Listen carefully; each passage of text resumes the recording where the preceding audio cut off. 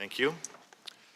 Throughout these bizarre hearings, the Democrats have struggled to make the case that President Trump committed some impeachable offense on his phone call with Ukrainian President Zelensky.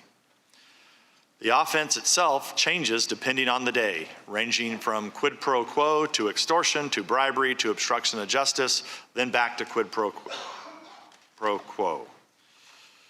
It's clear why the Democrats have been forced onto this carousel of accusations. President Trump had good reason to be wary of Ukrainian election meddling against his campaign and of widespread corruption in that country. President Zelensky, who didn't even know aid to Ukraine had been paused at the time of the call, has repeatedly said there was nothing wrong with the conversation. The aid was resumed without the Ukrainians taking the actions they were supposedly being coerced into doing. Aid to Ukraine under President Trump has been much more robust than it was under President Obama, thanks to the provision of Javelin anti-tank weapons. As numerous witnesses have testified, temporary holds on foreign aid occur fairly frequently for many different reasons. So how do we have an impeachable offense here when there's no actual misdeed and no one even claiming to be a victim? The Democrats have tried to solve this dilemma with a simple slogan: he got caught. President Trump, we are to believe, was just about to do something wrong, and getting caught was the only reason he backed down from whatever nefarious thought crime the Democrats are accusing him of almost committing. I once again urge Americans to continue to consider the credibility of the Democrats on this committee who are now hurling these charges.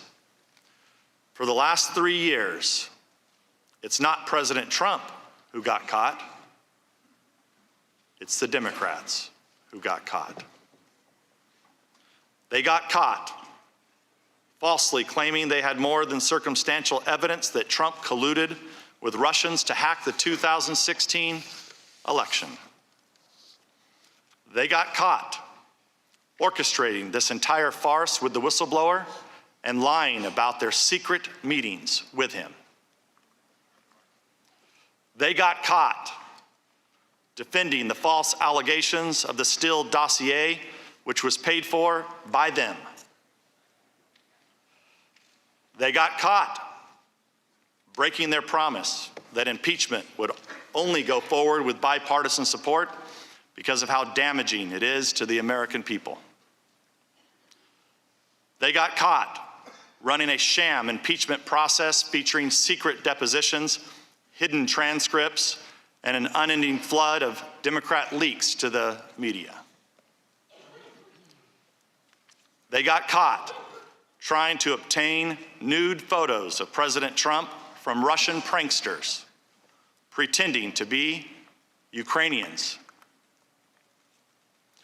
And they got caught covering up for Alexander Chalupa, a Democratic National Committee operative who colluded with Ukrainian officials to smear the Trump campaign by improperly redacting her name from deposition transcripts and refusing to let Americans hear her testimony as a witness in these proceedings. That is the Democrats' pitiful legacy in recent years. They got caught.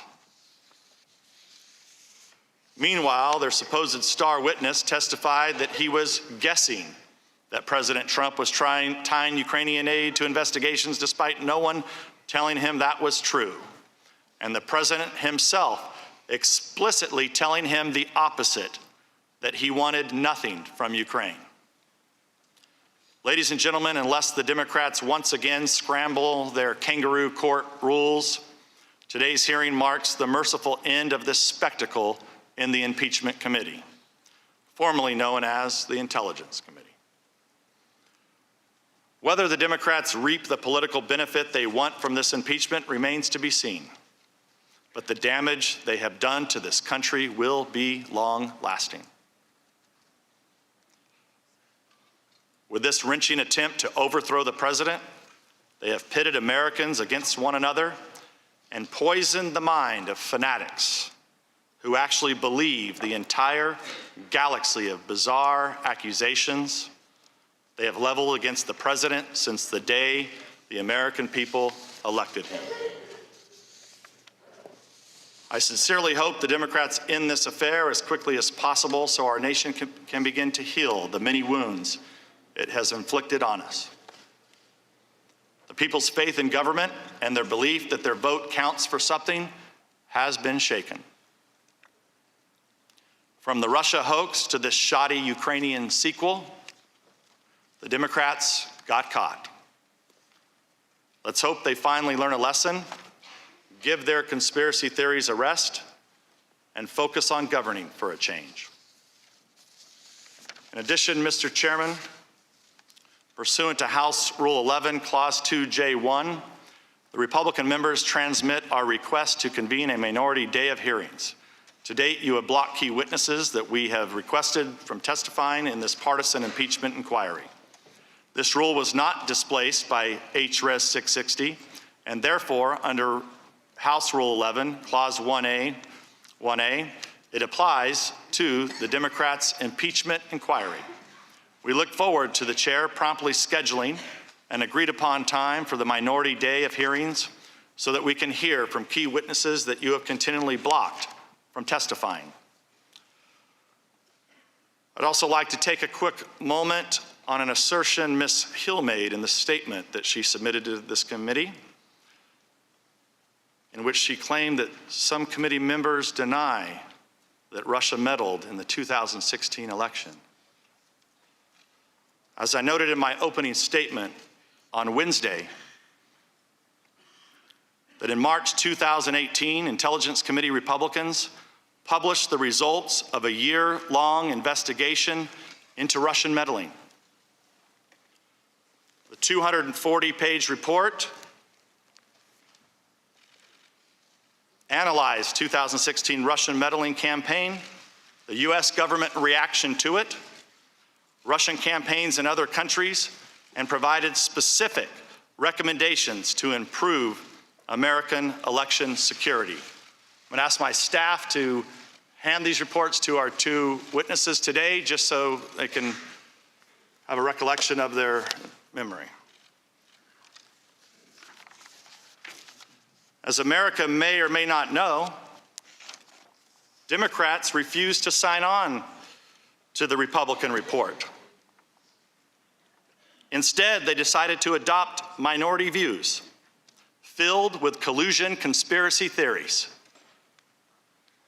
Needless to say, it is entirely possible for two separate nations to engage in election meddling at the same time, and Republicans believe we should take meddling seriously by all foreign countries, regardless of which campaign is the target. I'd like to submit for the record a copy of our report titled Report on Russian Active Measures. I yield back.